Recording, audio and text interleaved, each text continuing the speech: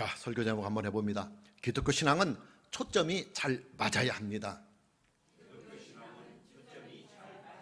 한 번 더 해봅니다. 기독교 신앙은 초점이 잘 맞아야 합니다.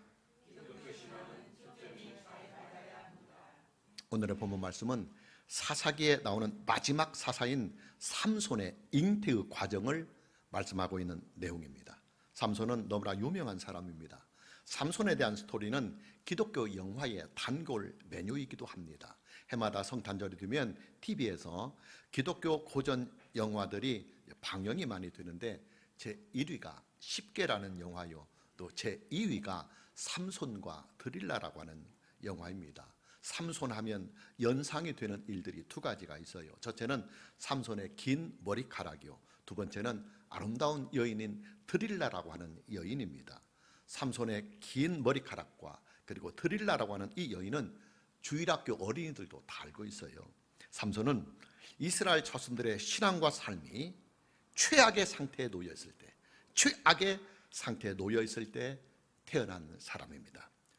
첫째, 삼손이 잉태가 되던 그 시대는 이스라엘 자손들의 우상 숭배의 죄가 최고치에 달하는 영적인 흑암의 시대였습니다. 본문 1절 말씀을 보면 이스라엘 자손이 다시 여호와의 목전에 악을 행하였으므로 여호와께서 그들을 40년 동안 블레셋 사람의 손에 넘겨주시니라 그랬습니다. 본문 1절 말씀을 보면 이스라엘 자손이 다시 여호와의 목전에 악을 행하였다는 말씀이 나옵니다. 사사기에서 반복이 되고 있는 이스라엘 자손들의 우상 숭배의 죄가 마지막 7번째 반복이 되고 있는 것입니다. 성경에서 7이라고 하는 이 숫자는 완전수를 가리키는 숫자입니다. 이스라엘 자손들의 우상 숭배의 죄가 삼손이 잉태되고 태어나던 그 시기에 최고치에 달하고 있다는 말입니다. 삼손은 이스라엘 자손들의 우상 숭배의 죄악이 최고치에 달하는 그 시점에서 잉태가 되었고 출생이 되었고 그리고 활동을 했습니다. 둘째로 삼손이 태어나던 시기는 이스라엘의 죄악을 징계하시는 하나님의 징계의 수위 역시도 최고치에 달하는 시기였습니다. 계속해서 보면 1절 말씀을 다시 보면 여호와께서 그들을 40년 동안 블레셋 사람의 손에 넘겨주셨다는 말씀이 나옵니다. 하나님께서 이스라엘의 죄악을 징계하시기 위해서 40년 동안 블레셋의 압제를 받게 하셨다는 말씀입니다. 성경에서 40이라고 하는 이 숫자는 고난을 상징하는 숫자입니다. 이스라엘의 죄악을 징계하시는 하나님의 징계의 수위가 최고치에 달하고 있음으로 인하여 이스라엘 백성들의 삶이 아주 최고의 고난의 절정에 달하고 있다는 말씀입니다. 삼손이 잉태가 되었던 바로 그 시기에 이스라엘은 하나님의 징계의 수위가 최고치에 달하고 있었다는 말입니다. 블레셋은 해적질과 약탈을 일삼는 아주 야만적인 민족입니다. 더군다나 블레셋은 해적질과 약탈을 통해서 포로가 된 사람들을 노예시장에 팔아먹는 아주 야수 같은 민족입니다. 하나님께서는 이스라엘의 죄악이 최고치에 달하게 되자 이스라엘의 죄악을 징계하시는 하나님의 징계의 수 역시도 최고치로 끌어올려서 이스라엘을 블레셋을 통해서 징계하시는 것입니다. 이뿐만이 아닙니다. 삼손은 사사기에 등장하고 있는 마지막 사사입니다. 사사기에는 총 12명의 사사들이 등장을 하고 있습니다. 삼손은 이 12명의 사사들 중에서 마지막 12번째의 사사입니다. 삼손은 이스라엘 공동체가 영적으로 가장 어두운 시대에 태어나서 그 어두운 시기를 밝히는 하나님의 사람으로 활동을 한 것입니다. 무슨 말이냐? 삼손의 출생과 삼손의 활동은 두 가지 면에서 하나님의 구속사를 예표하고 상징하고 있다는 말입니다. 그 두 가지가 뭐냐? 첫째, 삼손이 출생하며 활동하던 그 시기의 이스라엘의 상황은 이 세상의 마지막 날에 나타날 세상의 종말, 세상 끝날을 예표하고 상징하고 있다는 말입니다. 여러분, 세상의 종말의 때가 되면요, 이 세상에 가장 두드러지게 나타나는 현상이 있습니다. 그 현상이 뭐냐? 물론 세상의 타락이기도 합니다. 그러나 세상의 타락보다도 더욱 심각한 문제가 세상 끝날 즉 마지막 때에 나타납니다. 그게 뭐냐? 교회의 타락입니다. 좀 더 구체적으로 말하면 목사들과 교인들의 타락입니다. 여러분, 성경에 계시가 되고 있는 적 그리스도는요, 정치적인 권력을 가진 자 중에서 등장을 하게 되어 있어요. 정치적인 권력을 가지고 있어야 그 권력을 가지고 교회를 핍박하고 탄압하고 박해할 수가 있기 때문입니다. 성경에는 적 그리스도를 상징하는 인물이 구약에서 한 사람, 그리고 신약에서 한 사람, 각각 한 사람씩 두 사람이 성경에 소개되고 있습니다. 그 두 사람이 누구냐? 구약에서는 안티오쿠스 에피파네스라고 하는 사람이고, 그리고 신약 시대는 로마 황제였던 네로였습니다. 구약 성경에서 적 그리스도로 계시가 되고 있는 안티오쿠스 에피파네스는 알렉산더 대왕이 죽은 후에 시리아 지방을 통치하던 셀루쿠스 왕조의 왕입니다. 그리고 신약 성경에서 적 그리스도로 계시가 되고 있는 네로는 우리가 잘 아는 바로 그 네로, 로마 황제입니다. 신구약 성경에서 계시가 되고 있는 적 그리스도는 정치적인 권력을 가진 자 중에서 나온다, 그 말이에요. 중요한 사실은 적 그리스도에게는 한계가 있습니다. 그 한계가 뭐냐면, 적 그리스도는 정치 권력을 가진 자이기 때문에 무력으로만 교회를 핍박하려 한다고 하는 사실입니다. 실제로 기독교 역사를 보면 에피파네스와 네로는 무력으로 교회를 탄압했습니다. 하나님의 백성들을 탄압했습니다. 그러나 무력으로 기독교를 말살하려고 했던 에피파네스나 네로는 그 뜻을 이루지 못하였어요. 만일 그 뜻을 이루었다면 저와 여러분들이 이 땅에 존재하지 않았겠지요. 기독교가 다 이 땅에서 제거가 되었죠. 왜 그러느냐? 기독교인들은 핍박이나 억압이 있을 때 오히려 더 단단해지고 결속력이 더 단단해지기 때문입니다. 그러기에 적 그리스도는 무력으로 기독교를 탄압해봤자 안 먹히니까 이제는 다른 방법을 찾게 됩니다. 그 다른 방법이 뭐냐면, 기독교인들을 회유해서 기독교인들을 자기 편으로 끌어들여서 기독교인들을 영적으로, 신앙적으로 부패시키고 타락을 시키는 일입니다.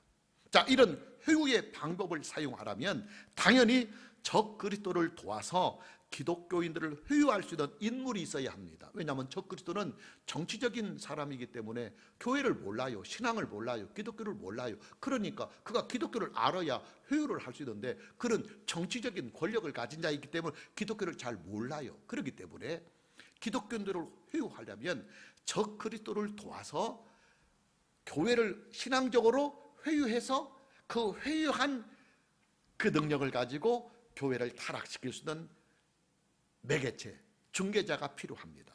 성경은 적 그리스도와 교회를 이렇게 중개해서 적 그리스도의 명령을 받아서 교회를 회유하고 타락시킨 자를 거짓 선지자, 그렇게 말합니다.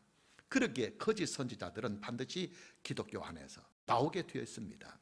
여러분, 성경에 등장하고 있는 거짓 선지자들은요, 구약 시대는 이스라엘 공동체 안에서 나오는 자들이고, 또 신약 시대는 기독교 교회 안에서 나오는 자들입니다. 신약 시대의 거짓 선지자들은 기독교의 지도자들, 즉 목사들 세계에서 나오게 되어 있어요. 삼손은 사사기에 등장하고 있는 마지막 사사입니다. 삼손은 이스라엘 공동체가 가장 어두웠던 시대에 이스라엘의 사사가 되어서 이스라엘 공동체에게 희망의 빛을 안겨준 인물입니다.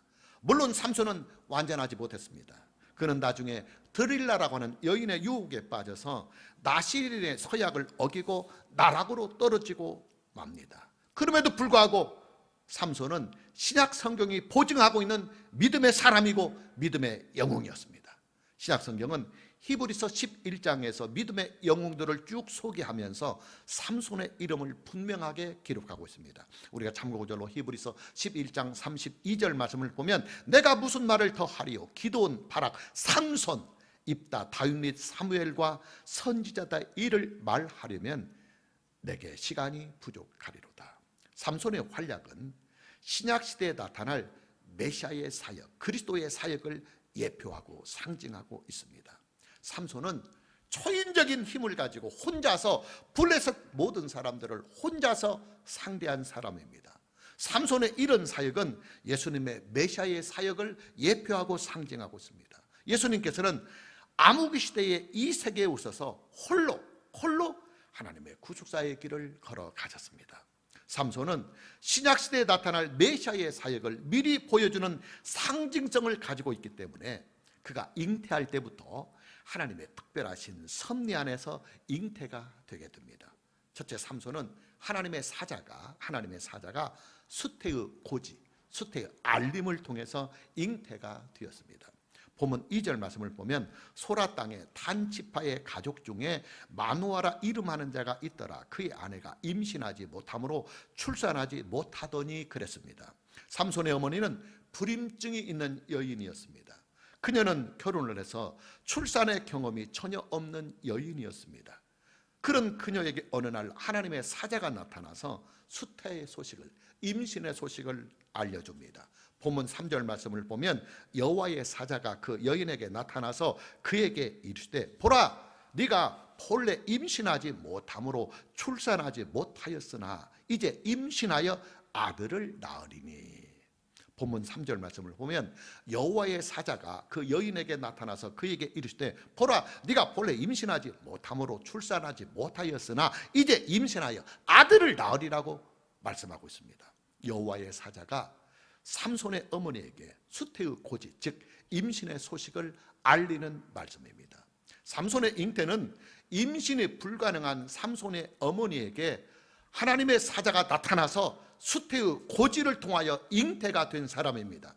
자, 중요한 것은 삼손의 이런 잉태의 과정을 보면 예수님의 잉태의 과정과 흡사하다는 사실을 우리가 알 수 있습니다.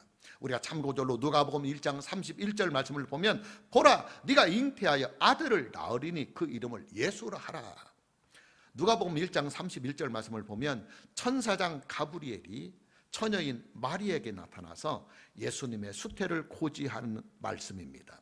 우리가 알다시피 마리아는 남자와의 경험이 전혀 없는 처녀의 몸이었습니다. 예수님은 임신을 전혀 할 수 없는 처녀의 몸에서 가브리엘 천사장의 수태의 고지를 통해서, 수태의 알림을 통해서 잉태가 되신 분이십니다. 무슨 말이냐? 삼손은 메시아를 상징하는 인물이기 때문에 잉태 때부터 예수님의 잉태와 흡사한 점이 있었다는 말입니다. 감사한 것은 저와 여러분의 생명의 출발점은 삼손보다도 훨씬 더 특별하다는 이 사실입니다. 삼손은 잉태의 순간에서부터 하나님의 선택을 받았지만 저와 여러분들은 창세 전에, 즉 이 세상이 존재하기 이전부터 하나님의 자녀로 선택을 받았고 예정을 받았다고 하는 이 사실입니다. 우리가 참고절로 에베소서 1장 3절, 4절, 5절 말씀을 보면 찬송하리로다. 하나님 곧 우리 주 예수 그리스도의 아버지께서 그리스도 안에서 하늘에 속한 모든 신령한 복을 우리에게 주시되 곧 창세 전에, 이 세상이 만들어지기 이전에, 창세 전에 그리스도 안에서 우리를 택하사 우리로 사랑 안에서 그 앞에 거룩하고 흠이 없게 하시려고 그 기쁘신 뜻대로 우리를 예정하사 그리스도로 말미암아 자기의 아들들, 하나님의 자녀가 되게 하셨다. 그런 말이에요. 여러분, 성경 말씀이 저와 여러분을 향하여 뭐라고 말씀하고 계시는 줄 아십니까? 예수 그리스도 안에서 하나님의 자녀가 된 저와 여러분들은 이 세상이 존재하기 그 이전에 하나님의 미리 아심을 따라서 선택이 되어서 하나님의 자녀가 된 것이라고 선포하고 있다는 사실이에요. 무슨 말이냐? 저와 여러분의 생명과 그 인생은 너무나도 귀하고 거룩한 것이다, 이 말입니다. 오늘 저와 여러분 모두에게 예수 그리스도 안에서 이렇게 귀하고 거룩한 생명으로 인생을 살아가면서 하나님께 영광을 드리며 복되게 살아갈 수 있는 이 은혜가 있기를 먼저 주님의 이름으로 축복합니다. 둘째로 삼손은 잉태 때부터 나시린으로 거룩하게 구별이 된 사람입니다. 본문 4절과 5절 말씀을 보면 그러므로 너는 삼가 포도주와 독주를 마시지 말며 어떤 부정한 것도 먹지 말지니라. 보라, 네가 임신하여 아들을 낳으리니 그의 머리 위에 삭도를 대지 말라. 이 아이는 태에서 나옴으로부터 하나님께 바쳐진 나시린이 됨이라 그랬습니다.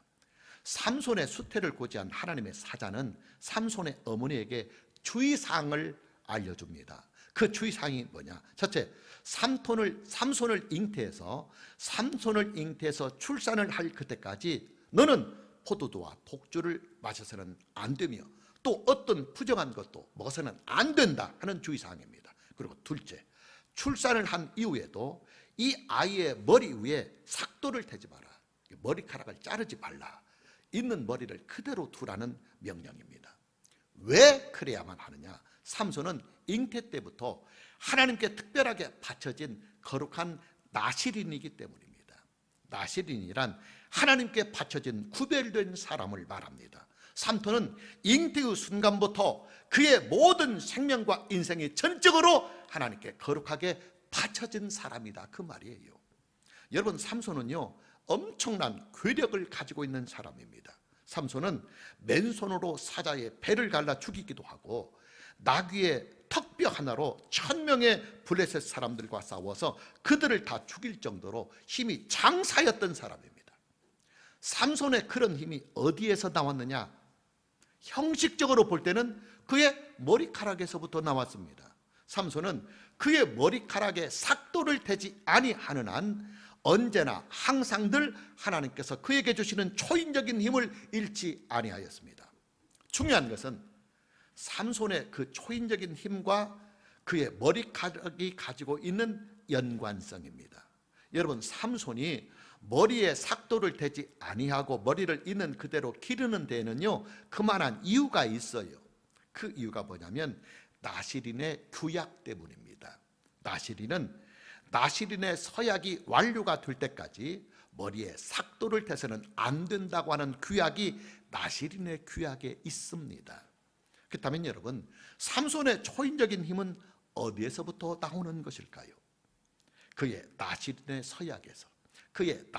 서약에서 나오는 것입니다. 그가 나실인의 서약을 거룩하게 잘 지키는 한 하나님께서 그에게 초인적인 힘을 주시고 그 초인적인 힘을 통해서 블레셋 사람들을 이스라엘 땅에서 몰아나게 하셔서 이스라엘 백성들에게 구원의 시작을 주시려고 하시는 것입니다. 삼손의 머리카락은 나실인의 서약과 밀접한 연관성이 있는 것입니다. 자, 그렇다면 여러분에게 한번 묻겠습니다. 저와 여러분의 힘과 능력은 어디에서부터 나오는 것일까요? 물론 우리에게 있는 힘과 능력의 근원은 오직 하나님 한 분으로부터 나옵니다. 그러나 하나님의 그런 능력이 어떤 과정, 어떤 루트를 통해서 우리에게 오느냐 하면 하나님의 약속의 말씀을 우리가 믿음으로 말미암아 온다는 것입니다.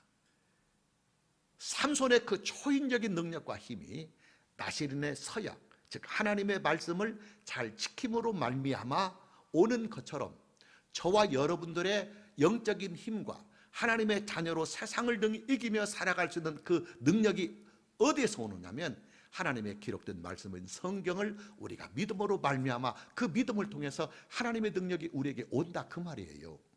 오늘 저와 여러분 모두에게 하나님의 기록된 말씀인 신구약 성경 66권을 믿는 그 믿음 안에서 하나님의 능력으로 이 험한 인생을 헤쳐나갈 수 있는 그 힘이 있기를 주님의 이름으로 다시 축복합니다. 셋째로, 삼손은 잉태할 때부터 이미 이스라엘을 구원하라고 하는 소명을 가지고 잉태가 되었습니다. 보면 5절 말씀을 보면 보라, 네가 임신하여 아들을 낳으리니 그의 머리 위에 삭도를 대지 말라. 이 아이는 태에서 나옴으로부터 하나님께 바쳐진 나실임이 되리라. 그가 블레셋 사람의 손에서 이스라엘을 구원하기 시작하리라. 삼손의 어머니에게 삼손의 수태를 고지한 하나님의 사자는 그녀에게 하나님의 소명을 전달해 줍니다. 그 소명이 뭐냐? 이 아이가 장차 커서 블레셋 사람의 손에서 이스라엘을 구원하는 사람이 될 것이라는 사실입니다. 다시 말해서 삼손은 잉태 때부터 이스라엘의 사사로 부르심을 받았다는 말입니다. 여러분, 예수님도요 수태가 고지되는 그 순간에 이미 메시아로서의 소명을 가지고 잉태가 되었습니다. 우리가 참고절로 마태복음 1장 21절 말씀을 보면 아들을 낳으리니 이름을 예수라 하라. 이는 그가 자기 백성을 그들의 죄에서 구원할 자이심이라. 하나님의 메신저인 가브리엘 천사장은 마리에게 수태를 고지하면서 동시에 마리아의 몸에 수태된 그 아이가 장차 세상을 권할 메시아가 될 것이라는 사실을 미리 예고해 줍니다. 여러분, 삼손은요 잉태의 순간에 이미 이스라엘을 블레셋으로부터 구원하라고 하는 이 소명을 가지고 잉태가 되었습니다. 그리고 예수님은 잉태의 순간에 이미 이 세상을 죄악으로부터 구원하라고 하는 소명을 가지고 잉태가 되었습니다. 무슨 말이냐? 삼손은 잉태의 순간에서부터 메시아를 상징하는 소명을 가지고 잉태가 되었다는 말입니다. 따라서 우리는 성경에 기록된 삼손에 관한 말씀들을 대할 때 삼손의 그 놀라운 위용이나 삼손의 그 멋진 스토리에 초점을 맞춰서는 안 돼요. 그럼 뭐에 우리는 포커스를 맞추고 삼손의 일대기와 그리고 성경 말씀을 만나야 하느냐? 삼손을 통해서 나타나시는 하나님의 구속사에 그 포커스를 맞추고 우리는 삼손의 일대기와 그의 스토리와 그리고 하나님의 말씀을 만나야 한다는 사실입니다. 여러분에게 구약 성경을 강의하면서 예표와 상징이라는 말을 수없이 말해왔습니다. 구약의 사건들, 예를 들어서 노아의 홍수 심판, 또 소돔과 고모라의 멸망의 이 사건들은 장차 있게 될 이 세상의 최후의 심판을 예표하고 상징하는 사건들입니다. 그리고 구약시대에 존재했던 성막이나 성전은 예수 그리스도의 몸을 예표하고 상징하고 있습니다. 그리고 동시에 이 땅에 이루어지는 하나님의 나라를 예표하고 상징하고 있습니다. 이스라엘 자손들의 출애굽 사건은 그리스도 예수 안에서 하나님의 택하신 백성을 구원하시는 하나님의 구속사를 예표하고 상징하고 있습니다. 그렇기 때문에 이스라엘을 구원한 6월절의 어린 양은 당연히 예수 그리스도의 십자가 사건을 예표하고 상징하고 있는 것입니다. 이스라엘 자손들이 기업으로 얻은 가나안 땅은 장차 우리가 얻게 될 새하늘과 새 땅으로 임하시는 하나님의 나라를 미리 예표하고 상징하고 있습니다. 이뿐만이 아닙니다. 구약 성경에 등장하고 있는 많은 구약의 인물 중에는 상당히 많은 사람들이 예수 그리스도를 예표하고 상징하고 있습니다. 예를 들어서 선하고 의로운 제사를 하나님께 드림으로 죽임을 당했던 아벨은 예수 그리스도를 예표하고 상징하고 있습니다. 노아 역시도 예수 그리스도를 예표하고 상징하는 인물이며 믿음의 조상인 아브라함 역시도 예수 그리스도를 예표하고 상징하고 있습니다. 요셉과 모세 그리고 여호수아와 사사기에 등장하고 있는 모든 사사들 역시도 장차 오실 예수 그리스도를 예표하고 상징하고 있습니다. 그러나 여러분, 우리는 이것을 알아야 합니다. 예표와 상징이라고 하는 것은 실체가 아니에요. 본체가 아닙니다. 본질이 아닙니다. 그러기에 예표와 상징은 항상 완전하지 못합니다. 어딘가 닮은 점이 있고 어딘가 비슷한 점이 분명히 있어요. 그러나 또 한편으로는 어딘가 모르게 항상 허점이 있고 그리고 어딘가 모르게 항상 부족함이 있고 허접함이 있습니다. 그래서 구약의 위대한 믿음의 영웅들이 예수 그리스도를 예표하고 상징하고 있지만 구약에 있는 모든 인물들이 다 약점들이 있었어요. 그리고 허접했고 부족함이 있었어요. 그리고 구약에 있는 많은 사건들이 신약과 장차 이루어질 사건들을 예표하고 상징하고 있지만 그 사건들도 역시도 부족했어요. 예를 들어서 새하늘과 새 땅으로 임하시는 하나님의 나라를 예표하는 가나안 땅은 여러분, 그 가나안 땅이 완전한 땅입니까? 아니잖아요. 계속해서 전쟁이 있었고 계속해서 적들의 침이 있었고 어려움이 있었고 환난과 공고가 있었습니다. 그것은 하나님의 나라를 온전하게 예표해 주는 나라가 아니에요. 그럼에도 불구하고 가나안 땅은 부분적이지만 장차 우리에게 임하실 하나님의 나라를 예표하고 상징하고 있습니다. 실체와 본체가 오기까지 어느 정도 예표와 상징성을 가지는 사건들과 인물들은 실체와 본체를 어느 정도 알 수 있게 하는 안내자 역할, 초등교사 역할을 한다는 말입니다. 사도 바울은 예표와 상징성을 가지고 있는 대상들을 향하여 초등교사라고 하는 표현을 성경에 사용하고 있습니다. 우리가 참고적으로 갈라디아 3장 24절 말씀을 보면 이같이 율법이 우리를 그리스도께로 인도하는 초등교사가 되어 우리로 하여금 믿음으로 말미암아 의롭다함을 얻게 하려 함이라 그랬습니다. 여러분, 율법은요 구원의 참것이 아닙니다. 구원의 본체, 구원의 실체는 오직 예수 그리스도입니다. 그럼 율법은 뭐냐? 예수 그리스도가 이 세상에 오시기 이전까지 구원의 기초 작업을 하는 일을 율법이 담당했다, 그 말이에요. 그러기에 사도 바울은 성경에서 율법은 우리를 그리스도께로 인도하는 초등교사의 역할을 한다고 말씀하고 있는 것입니다. 여러분, 초등교사가 어떤 역할을 합니까? 기본 교육, 기초 교육을 담당하는 분들이 바로 초등교사입니다. 그러나 여러분, 우리의 교육은요 기초만 가지고서는 부족해요. 중등 교육도 필요하고 고등 교육도 필요하고 필요하다면 전문 교육도 우리에게 따라 주어야 합니다. 우리가 전에 사용했던 개역 성경은 초등교사라고 번역을 하지 않고 몽학선생이라고 번역을 했었습니다. 몽학선생이 뭐냐? 총신진대원에서 신학학을 교수하고 목회자로서도 크게 활동을 하였던 신성종 교수는 몽학선생이라는 말을 이렇게 표현을 해 주었습니다. 몽학선생은 옛날에 사대부의 어린 아들들이 서당에 공부를 하러 갈 때 밤에 늦게 이렇게 귀가할 때 호롱불을 밝히면서 길잡이를 했던 그 종을 몽학선생이라고 불렀다. 여러분, 구약의 율법은요, 구약시대에 존재하였던 모든 예표와 상징들의 대표성을 가지고 있습니다. 예표와 상징성을 가지고 있는 것들의 특징이 뭐냐? 예표와 상징을 가지고 있는 것들은 참것이 아니요, 참것을 알게 해주는 초등교사 역할, 몽학선생의 역할을 한다. 즉 안내자의 역할, 기초작업을 하는 역할을 한다, 그 말입니다. 그러기에 예표와 상징성을 가지고 있는 것들은 완전하지 못합니다. 늘 부족하고 늘 아쉬움이 있습니다.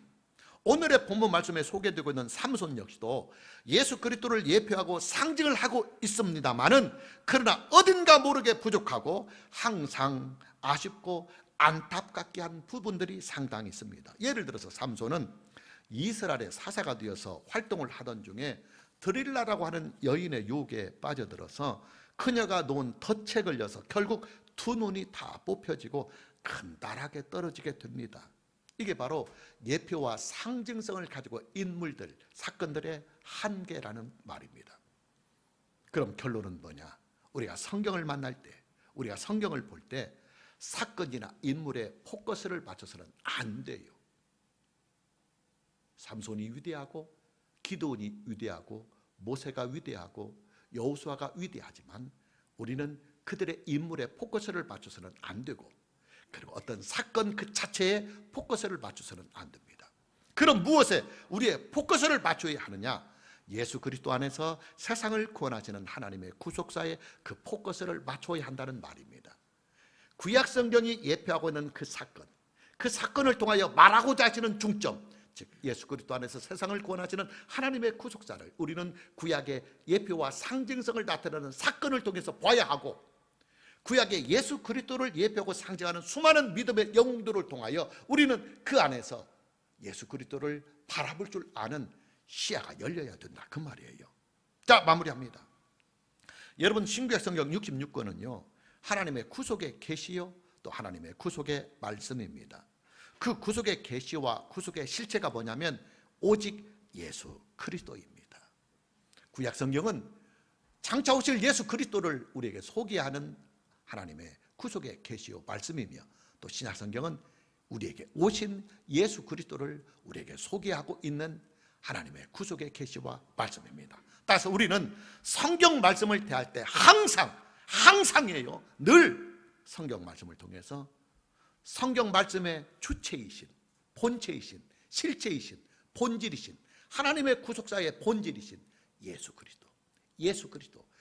그리스도를 항상 성경 말씀을 통해서 만나고, 성경의 모든 사건들과 인물들을 통해서 본질이요 본체인 구속사의 중심이신 예수 그리스도를 바라보고 만나야 된다는 사실입니다.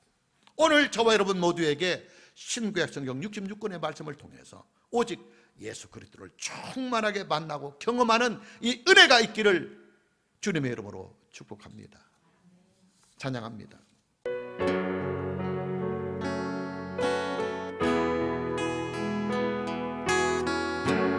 모든 입으로 예수를 주라 시인하며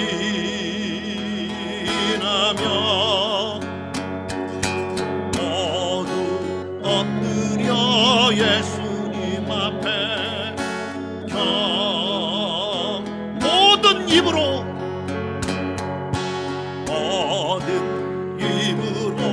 예수를 주라 시인하며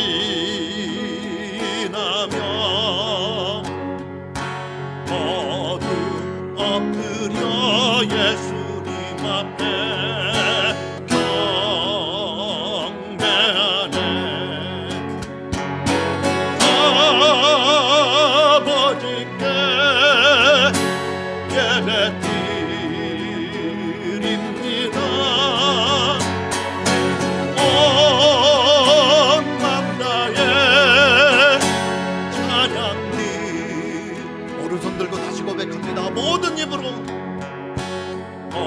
모든 힘으로 예수를 주라 신하며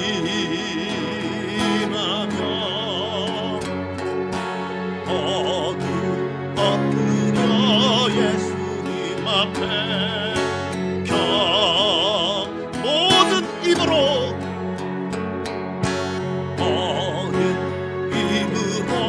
예수를 주라 신하며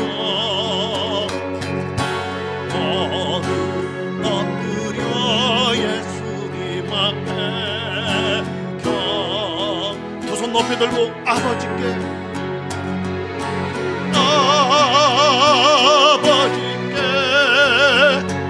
예배 드립니다. 온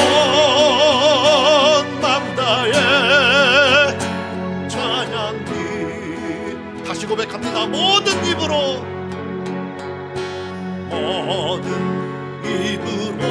예수를 주라 신하며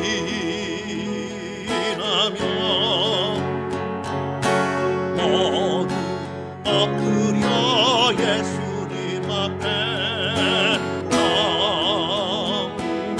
아버지께 예배를 아버지께 예배 드립니다. 온 맘 다해 찬양기 아버지께 예배를 아버지께 예배 드립니다. 온 맘 다해 찬양이 한 번 더 고백합니다. 아버지께 예배를